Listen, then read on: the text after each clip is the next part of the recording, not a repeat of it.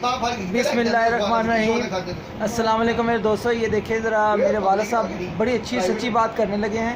ठीक है, आपने सुनिए। हाँ जी अब्बा जी, आप कोई अपनी बात बताएं।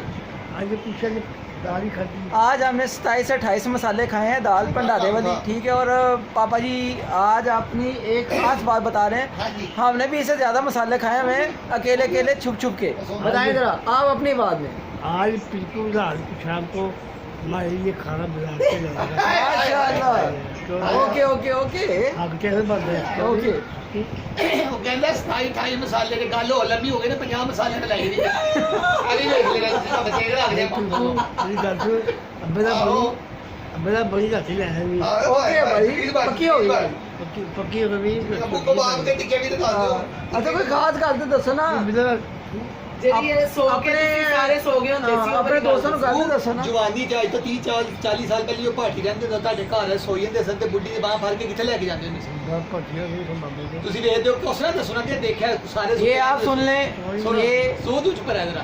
ये प्यार की बात। लेकिन सारे तो हो गए हाँ। शायद बिल्कुल निकलो बाप ਅੱਛਾ ਤੇ ਕਿੱਥੇ ਜਾਂਦੇ ਸੋ बाबे को ਤੇ ਕਬਾਬ ਖਾਂਦੇ ਸੋ बाबे लेके घर पर ਤੇ ਜਿਹੜੇ ਬਾਚੀ ਜਾਂਦੇ ਸੋ ਕੀ ਕਰਦੇ ਸੋ सुबह ਕੋਠੇ ਸੁੱਟ ਦਿੰਦੇ ਸੋ ਚੁਰੇ ਨਹੀਂ ਪੁੱਜਾ ਹੋਏ ਹੋਏ ਹੋਏ ਤੇ ਦੁੱਧ ਦੀ ਬੋਤਲਾਂ ਦਾ ਕੀ ਚੱਕਰ ਸੀ? सुबह बड़े खाती ਦੁੱਧ ਦੀ ਬੋਤਲਾਂ ਦਾ ਕੀ ਚੱਕਰ ਸੀ? बिल्कुल जैसा बता रहे हैं ਅੱਛਾ ਜਦੋਂ ਤੁਹਾਡੇ ਘਰ ਆਏ ਸੌਂਦੇ ਸਨ ਉਦੋਂ ਤੁਸੀਂ ਰੋਮਾਂਟਿਕ ਜ਼ਿਆਦਾ ਹੁੰਦੇ ਸੋ ਬੁੱਢੀ ਦੀ ਬਾਹ ਫੜਦੇ ਲੈ ਜਾਂਦੇ ਸੋ। ना लेके सारे तो हो गए ਇਹ ਰਿਕਾਰਡ ਹੋ ਨਹੀਂ ਸਹੀ ਗੱਲ ਹੈ ਸਹੀ ਹੈ ਰਿਕਾਰਡਿੰਗ ना बाहर निकल अच्छा ही?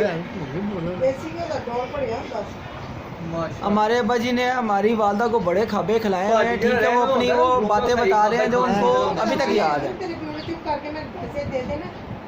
आज हमारा माशाल्लाह 12वां दम था। मैंने वालिद साहब को भी दम करवा के हम आके घर बैठे हैं। ठीक है, अब माशाल्लाह काफ़ी बेहतर है, आप देख सकते हैं अब्बा जी। अब आप काफ़ी बेहतर है ये माशाल्लाह। बयान दे रहा है इंटरव्यू में हाँ, सही है ये आपका जो है ना इंटरव्यू रिकॉर्ड हो गया है। ठीक है, क्योंकि जो हालात भी हाँ। हौसला भी है हेलो तो ऐसा पहाड़ ਉੱਤੇ ਅਸੀਂ ਜਾਈਏ ਕੁਛ अब 50 मसाले इकट्ठे हो गए ने। मैं भी गल है वैसे बू ए बोता भख जाए मत चरगा जी दोस्तों, मिलते हैं नेक्स्ट वीडियो में। मुझे अपनी दुआ में याद रखें और जाते जाते ये बातों को आपने याद रखना है और हमारे चैनल को सब्सक्राइब भी करना है।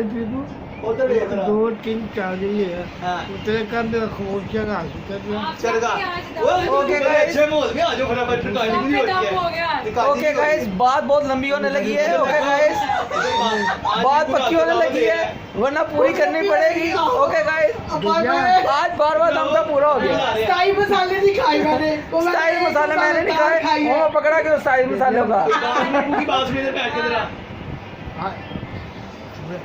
अरे कुछ नहीं करा काफी पक्का पकाया गया ਕੋਸਾ ਕੰਮ ਹੋਣਾ ਹੈ ਮੇਰੇ ਕੋਲ ਉਹ ਕਹਿੰਦੀ 150 ਕੰਮ ओके गाइस, मिलते हैं नेक्स्ट वीडियो में।